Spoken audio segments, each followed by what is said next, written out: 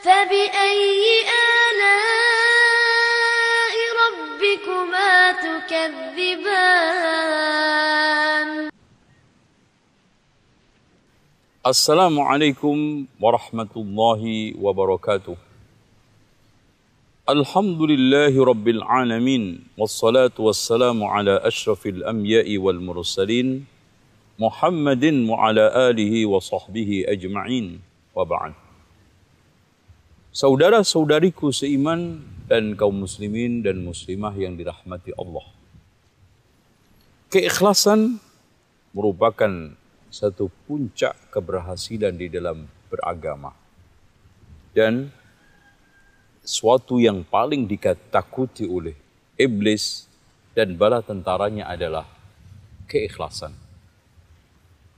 Sehingga ketika saat iblis sumpah ingin menyesatkan anak Adam, dia mengecualikan illa ibadaka minhumul mukhlasin, kecuali hamba-hambamu yang tulus ikhlas.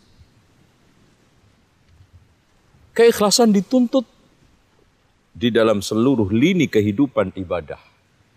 Wa ma umiru illa liya'budullaha mukhlishina lahuddin. Bahkan sekecil apapun termasuk tidur kita, perhubungan suami kita, kalau kita niatkan ikhlas, maka akan masuk ke dalam hadis Rasulullah, wa fi bud'i ahadikum sadaqah, di dalam kemaluan di antara kalian adalah sedekah. Untuk menuju ke sana, seorang harus berlatih. Seorang harus membiasakan. Karena para ulama mengatakan ma'allajtu syai'an asyad minal ikhlas, tidak ada sesuatu yang paling sulit aku obati, aku usahakan ketimbang ikhlas. Dan Abdullah ibnu Umar mengatakan, berapa banyak amalan yang kecil jadi besar karena ikhlas. Dan berapa banyak amalan yang kecil bahkan rusak hilang karena tidak ikhlas. Alladzina dhalla sa'yuhum fil hayati dunya wa hum yahsabuna annahum yuhsinuna sun'a. Itu gambaran persisnya adalah orang yang beramal tidak ikhlas atau mungkin tidak benar. Faman kana yarju liqa'a rabbih falyamal 'amalan salihan wa la yusyrik bi'ibadati rabbih ahada. Ungkapan dari puncak keikhlasan, dia tulus tidak menyekutukan Allah Subhanahu wa taala. Saudaraku yang dirahmati Allah, ikhlas pengaruhnya sangat dahsyat di dalam kehidupan kita. Minimal kata Rasulullah sallallahu alaihi wasallam, salasun la yaghillu bihinna qalbu mri'in mu'min. Ada 3 perkara yang membuat hati seorang mukmin itu tidak gampang dongkol. Yang pertama, ikhlasul amal lillah, mengikhlaskan amal karena Allah. Wa munasahati walatil amri, menasihatin para pemimpin dan secara umum kaum muslimin.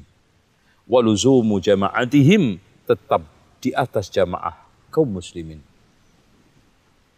Saudaraku yang beriman, saudaraku yang dicintai Allah. Bagaimana menuju ke sana? Bagaimana kita bisa menjaga keikhlasan kita? Ini yang paling terpenting. Allah Subhanahu wa ta'ala sangat anti kita beramal tidak ikhlas. Sampai mengancam, ana aghna syuraka'i 'ani syirki. Akulah zat yang sangat tidak butuh persekutuan. Wa man 'amila 'amal asyraka fihi ma'i. Barang siapa yang beramal suatu amalan menyekutukan di dalamnya, maka aku tinggalkan dia dan kesyirikannya dan amalnya.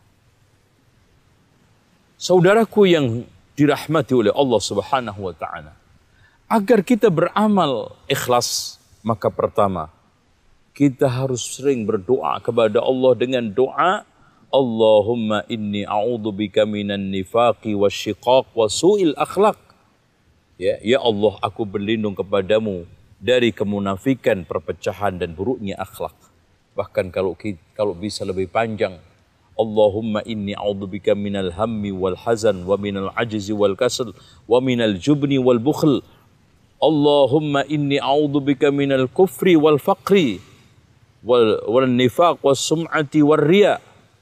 Allahumma inni a'udzubika minas samami wal bakami wal jununi wal judam wal baras wa sayyi'il asqam.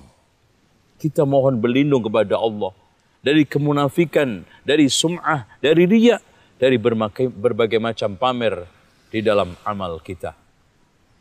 Kemudian yang keduanya, hendaknya setiap amal yang kita amalkan, sembunyikan sebaik-baik mungkin di antara orang yang dinaungi oleh Allah.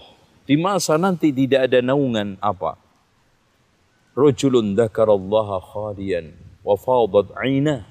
Orang yang berzikir kepada Allah sendirian, tertutup, meneteskan air matanya. Dan juga dalam hadis itu juga Rasulullah sallallahu alaihi wasallam menegaskan rajulun anfaq fa akhfa. Orang yang infak kemudian disembunyikan, hatta la ta'lam shimaluhu ma tunfik yaminuhu, sampai tangan kirinya tidak tahu apa yang diinfakkan tangan kanannya. Yang tidak kalah pentingnya agar kita bisa ikhlas di dalam beramal. Ketika saat kita beramal, anggaplah kita itu sudah membuang seperti membuang kotoran kita. Tidak akan kita ingin balik lagi, kita tidak akan ingat lagi, kita tidak akan mungkin ungkit-ungkit lagi. Ini selanjutnya, supaya amal kita ikhlas, jangan satu menuntut balas, kemudian mengungkit-ungkit. Lalu yang tidak kalah pentingnya, kadang-kadang kita mencoba untuk membesarkan amalan kita yang kecil. Ini penghalang, ini adalah perusak.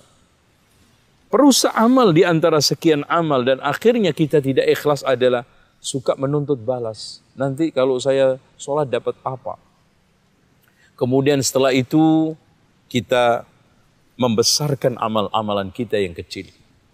Lalu yang tidak kalah pentingnya adalah kita suka pamer, suka riya, suka bangga apa yang kita amalkan itu. Ini pasti hancur. Yang juga tidak kalah pentingnya supaya amalan kita ini ikhlas, supaya amalan kita ini menjadi amalan walaupun kecil diterima oleh Allah. Besarkan kesalahan yang kecil, kecilkan kebaikan yang besar. Insya Allah.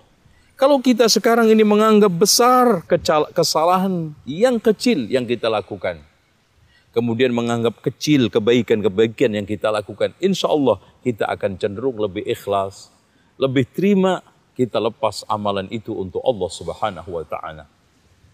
Yang juga tidak kalah pentingnya, kita mencoba membaca sirahnya, biografinya orang-orang soleh, orang-orang yang sudah bisa menyembunyikan amalan-amalannya. Ada di antara salafun soleh 40 tahun puasa, keluarganya tidak tahu.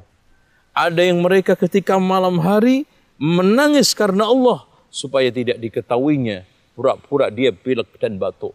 Semua ini di dalam rangka supaya tetap ikhlas karena Allah Subhanahu wa Ta'ala. Kalau kita membaca bagaimana kisahnya Ibrahim Adham di dalam keikhlasannya, bagaimana kita membaca sirah para rasul, para nabi di dalam keikhlasan berdakwah, bagaimana kita membaca sirahnya Ibnu Taimiyah, Imam Ahmad di dalam ikhlasnya menebarkan ilmu, tulusnya di dalam menyampaikan dakwah, insya Allah kita akan termotivasi ke sana. Juga supaya kita termotivasi ikhlas, cenderung kita ini lebih ikhlas di dalam ibadah kita. Kita harus mencoba beramal ini tidak selalu mencari yang dilihat orang. Amalan-amalan yang menggiurkan di hadapan orang. Bahkan kalau kita cari, kalau bisa kita cari amalan-amalan yang tidak pernah dilirik orang, tidak diminatin orang, tidak menjadi rebutan orang. Seperti tukang sapu masjid, bagaimana Rasulullah SAW menghargainya. Bahkan ketika wafat, Rasulullah SAW tidak sempat menyolatinya, sholat di atas kuburannya untuk dia. Dengan demikian, ketika kita bisa mencari amalan-amalan yang tidak menjadi rebutan orang, amalan-amalan yang tidak menjadi buah bibir orang, insya Allah kita akan cenderung lebih ikhlas. Ini yang bisa saya sampaikan bagaimana kita bisa mendapati amal kita walaupun kecil tapi ikhlas. Dan kiat-kiatnya seperti yang telah saya sampaikan tadi, semoga Allah Subhanahu wa taala bisa menerima amal kita walaupun kecil, tetapi kita lakukan karena Allah, mencari ridha Allah secara tulus dan ikhlas. Dan saya akhiri dengan harapan, ketahuilah bahwa ucapan tanpa perbuatan tidak diterima. Ucapan perbuatan tanpa ikhlas tidak juga diterima. Ucapan perbuatan dan juga ikhlas tidak akan diterima kalau tidak di atas sunnah. Maka mari kita beramal. Ya, mari kita sekarang ini berkarya di dalam Islam, penuh kebaikan di atas asas tersebut. Demikian aqulu qawli hadza wastaghfirullaha li wa lakum wastaghfirullahal azim innallaha wal ghafurur rahim. Wassalamualaikum warahmatullahi wabarakatuh.